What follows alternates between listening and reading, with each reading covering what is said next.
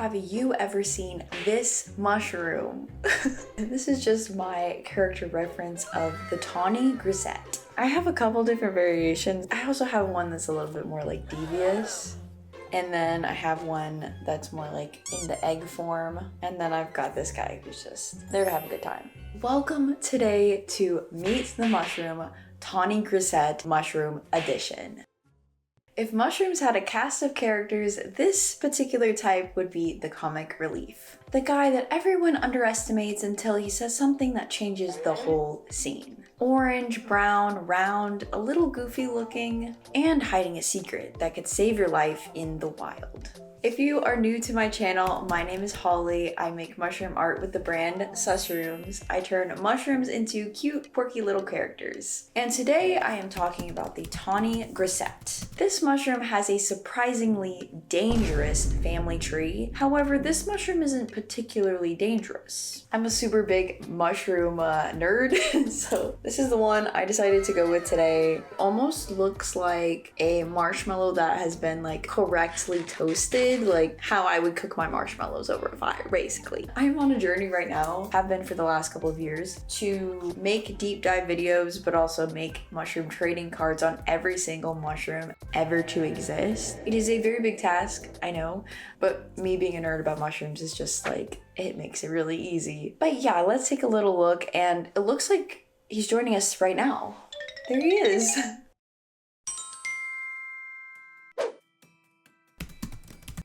The Tawny Grisette rolls onto the scene with almost a Pumbaa-like energy from The Lion King. He's round, he's a warmish brown color, but not the least bit self-conscious about his looks. His cap is the same orange-brown color, again, kind of looks like a toasted marshmallow if you're doing it correctly, with a comb-like fringe around the edges, and it kind of looks like he just rolled through the dirt and he doesn't even really care.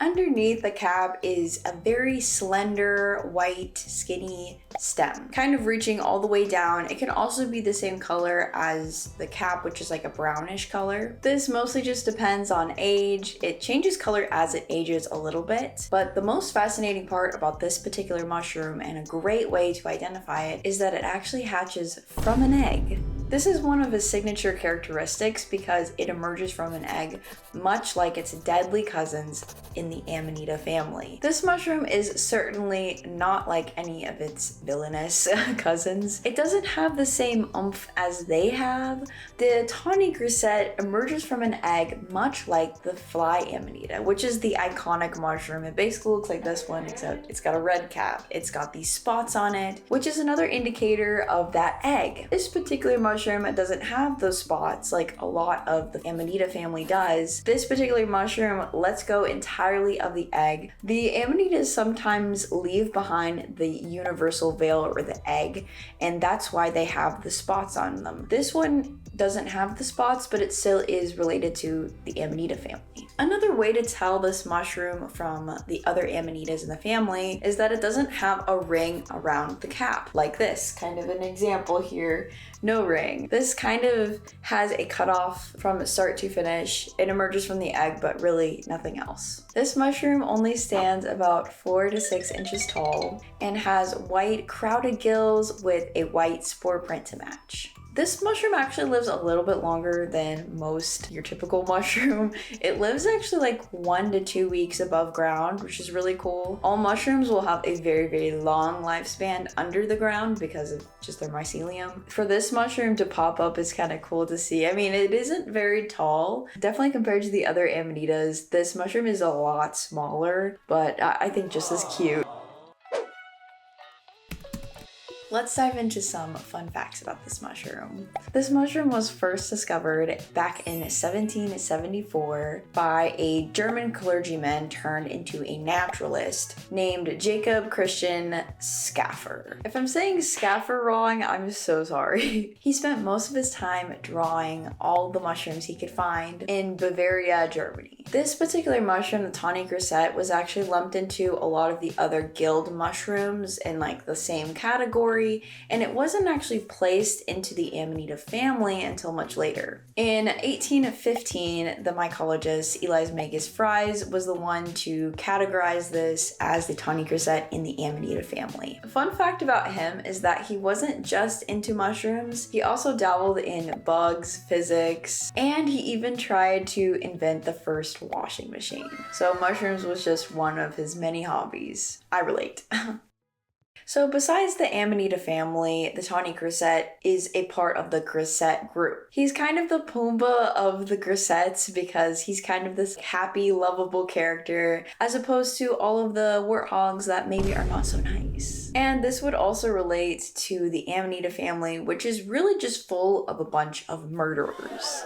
It's a crazy family, let me just say, a crazy family tree. This mushroom is considered Hygrophanous, which just means that he soaks up a lot of the water, the rain, the dew, and this mushroom will become kind of sticky as a result. But don't get any ideas about eating this particular mushroom raw because it is toxic. Most wild mushrooms are, to be fair, but this particular one is not toxic if you cook it. But don't be fooled, this mushroom is also considered safer than he actually is. And that kind of overconfidence is what gets people in trouble with the Amanita family. This particular mushroom is not known in the medical world either, no healing powers, no medical band-aid, he's just kind of a simple guy. And honestly, if you cannot ID this one 100%, let's just go ahead and leave it alone. Its small size doesn't really make for a big portion anyways, so I would steer towards other more reputable mushrooms to consume. Even though he's a simple guy, don't be fooled by this mushroom as he is a very hard worker. He's a mycorrhizal mushroom, which means he likes trees, specifically oak, birch, pine, and spruce. He trades nutrients with the roots of trees underground, which is what a mycorrhizal mushroom does. So he is definitely great for the environment. You'll spot him in summer or autumn, usually in woodlands with acidic soil. Like a warthog that has wandered off, he doesn't last as long as you would think. Not the entire summer, not the full fall or autumn. That 1 to 2 week mark, maybe even less. And then he's gone before the next season. I feel like a lot of mushrooms really appear in the spring or fall, so this is interesting. This one is in the summer. So, summer boy, he's a summer boy. Okay, enough talking about the Tawny Grisette. Let's take a second and talk about that really dangerous Amanita family. There is a couple of lookalikes, not completely like twin behavior or anything, but I would say that these mushrooms are in the same family, so they kind of look similar in some traits. So you can kind of get them confused, especially if these mushrooms are still in their egg stage or have just recently emerged. They can look very similar to the Tawny Grisette. So I wanted to dive into 3 different types today and go over what the main lookalike differences are for these mushrooms so that you don't die, because these are really toxic mushrooms. Not all of them, but 2 of them are 2 of the most toxic mushrooms, deadly mushrooms that you can ever find. So let's get into it.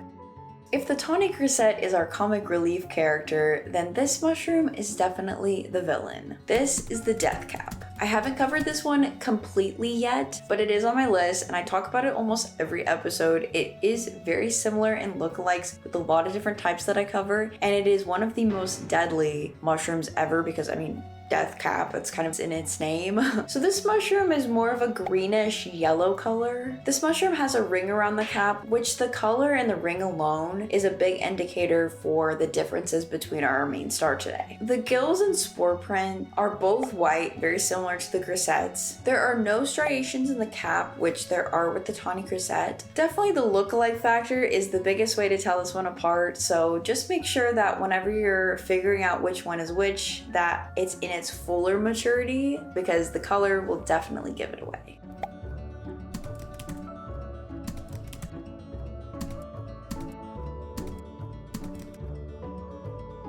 And if the death cap is a villain, then this mushroom is a ghost story. This is the destroying angel. I feel like these two mushrooms, the death cap and the destroying angel, are, again, some of the most deadly mushrooms you could ever encounter. So let's talk about it. This mushroom is all white, which can get mixed up with the Tawny Grisette, again, if it's in that young stage where it's almost like an egg. It's just emerged, so it's really good to make sure that they're in a bit of more maturity. Definitely the giveaway for this one is the color again, so wait until it's completely mature, not in the baby stage or the egg stage, and just look at the different colors. One is completely white and one is that brown rich color. So if it is white completely, let's just walk away from it. And again, if you're ever unsure about if it is or not, it's always good to just look with your eyes.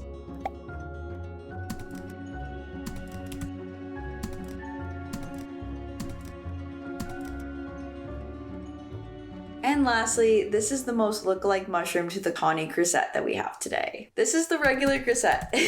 Although this mushroom isn't toxic or deadly, it is good to kind of understand the differences between the normal grisette and the Tawny Grisette. There's really only one way to identify the grisette with the Tawny Grisette, and that is the cap color. One is a grayish brown and one is an orange brownish color. They both have the same stem color, gill color, and spore print color, so there's really no other way to identify this one between the two. So if you're colorblind, I suggest maybe not looking between these two, but if you're not, the color is the best way to identify these.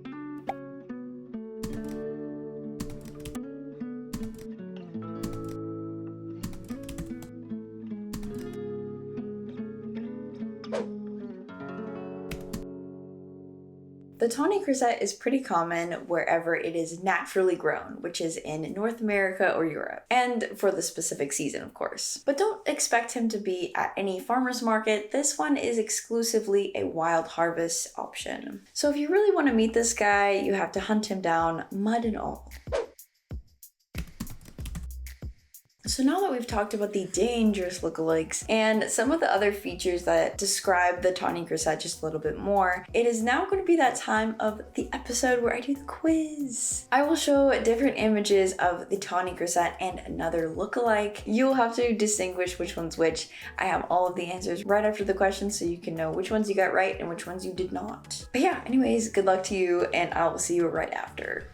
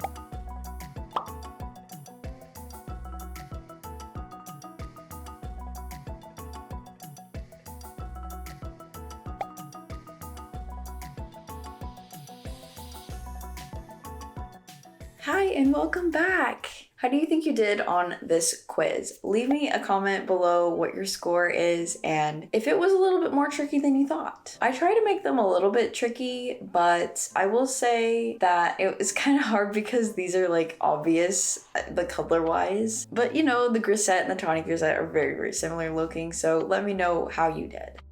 So there he is, the Tawny Grisette, friend of the forest floor. This episode was really fun to research and make. Honestly, I find it super interesting how there's different variations of like certain types of mushroom, like a grisette and then there's a tawny grisette. So fascinating. If you would like the trading card for the tawny grisette, I will have that available on my shop. And if you would like to join my mushroom club, I will be sending off all of the trading card and the sticker sets as I make them every month. If you want to receive stuff like this from me, I am just one artist. I don't really have a factory or anything. It's just me and my printer at home, my Cricut. But if you want to be part of that, you can always just join my mushroom club for free to see what I'm up to, and love you to be part of the club. It's very small and intimate right now, so I will definitely know who you are. Anyways, guys, thank you so much for watching. I appreciate it. Leave me a comment if you've ever seen the Tawny Grisette in real life with your eyes, and I would love to see it. I will see y'all in the next one. All right, bye.